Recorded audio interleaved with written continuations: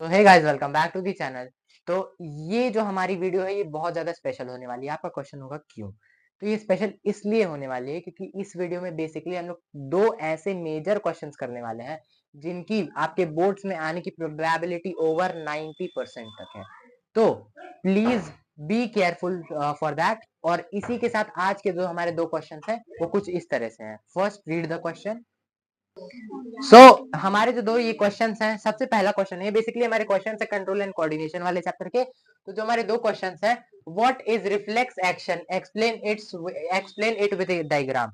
तो मतलब यहाँ पे पूछा जो क्वेश्चन है वो पूछा है रिफ्लेक्स एक्शन क्या होता है, जो कि आपके कंट्रोल एंड कोऑर्डिनेशन वाले चैप्टर का है, और उसका डायग्राम बनाना है, यानी कि रिफ्लेक्स आर्क का डायग्राम बनाना है। तो रिफ्लेक्स एक्शन होता क्या, पहले ये समझ लो। रिफ्लेक्स एक्शन एक ऐसा एक्शन होता है, उसको हम लोग इनवॉलेंटरी एक्शन नहीं कह सकते। क्यों नहीं कह सकते?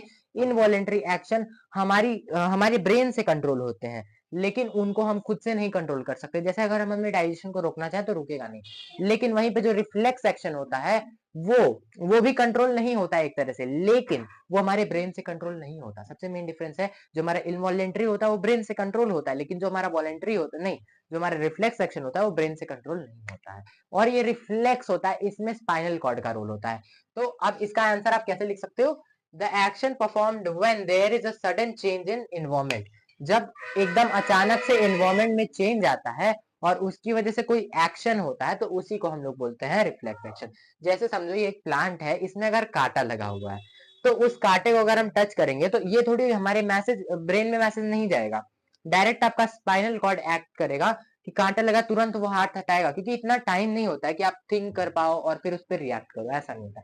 फिर अगली बार से जब ऐसा कुछ होगा तो आपके ब्रेन में ये स्टोर हो जाएगा। तो अगली बार इनडायरेक्टली ब्रेन का रोल होता है, लेकिन डायरेक्टली ब्रेन का कोई रोल नहीं होता। फिर आगे क्या बोलेंगे?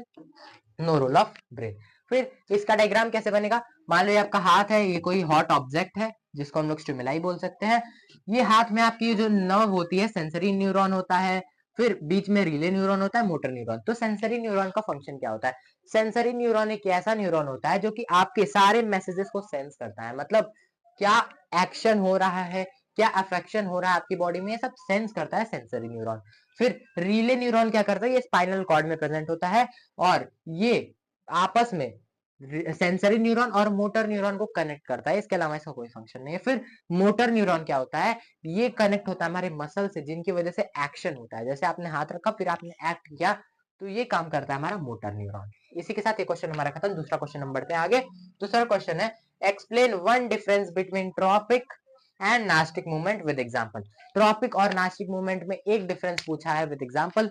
तो डिफरेंस क्या हो जाएगा? ट्रॉपिक मूवमेंट में the movement in which growth is involve, मतलब ऐसा मूवमेंट जिसमें ग्रोथ हो रहा होता है, मतलब कोई भी चीज बढ़ रही होती है, तो ऐसे मूवमेंट को हम लोग ट्रॉपिक मूवमेंट बोलते हैं। नास्टिक मूवमेंट क्या होता है? No growth involve, reaction due to stimuli. Stimuli की वजह से रिएक्शन होता है, कोई ग्रोथ इन्वॉल्वमेंट नहीं होती है। यहाँ पे भी स्टिमुलाई का अफेक्शन होता है। जैसे आप एक एग्जांपल ले सकते हो, ये हमारे पास प्लांट है और ये हमारे पास मान लो सन है। तो सन की प्रेजेंस में ये ग्रो करेगा ऊपर की साइड, और वहीं पे मान लो अगर ये सनफ्लावर का प्लांट है, तो अगर सन इस डायरेक्शन में जा रहा है तो सनफ्लावर इस डायरेक्शन में रोटेट करेगा। तो ऐसा भी हो रहा है, देखो चेंजेस हो रहे हैं। यहाँ पे ग्रोथ भी हो रहा था पहले केस में, लेकिन दूसरे में ग्रोथ नहीं होगा। वो सिर्फ स्टिमुलाई की वजह से अपने मूवमेंट करेगा, ग्रोथ नहीं होगा। तो जहां पे ग्रोथ होता है उसको हम लोग ट्रॉपिक मूवमेंट बोलते हैं, और जहां ग्रोथ नहीं होता है, सिर्फ मूवमेंट होता है, उसको हम लोग नास्टिक मूवमेंट बोलते हैं। एग्जाम्पल क्या हो जाएगा ट्रॉपिक मूवमेंट का? Growth of plant towards sunlight, मतलब प्लांट का सनलाइट की तरफ ग्रो होना। और नास्टिक मूवमेंट का क्या हो जाएगा? सनफ्लावर टुवर्ड्स सन। जो सनफ्लावर होता है वो सन की डायरेक्शन में जाता है, ये कोई ग्रोथ नहीं हो रहा होता है, वो मूवमेंट सिर्फ करता है। या फिर आपके बुक में एक एग्जांपल दिया हुआ है मिमोसा प्यूडिका, जिसको हम लोग टच मी नॉट प्लांट बोलते हैं। उसका अगर आप पत्ता छू दोगे तो पत्ता ऐसे ढक जाएगा, तो वो भी क्या करता है? अफेक्शन करता है। ठीक है, इसी के साथ ही हमारे 2 मेजर क्वेश्चन थे। इसी के साथ खत्म करते हैं हम अपना लेक्चर, और अगले वीडियो में अगर आप लोग चाहेंगे आप कमेंट कर सकते हैं कि हम आपको अपने ऑफलाइन के स्टूडेंट से मिलाने वाले हैं। So take care, have a nice day ahead, bye bye.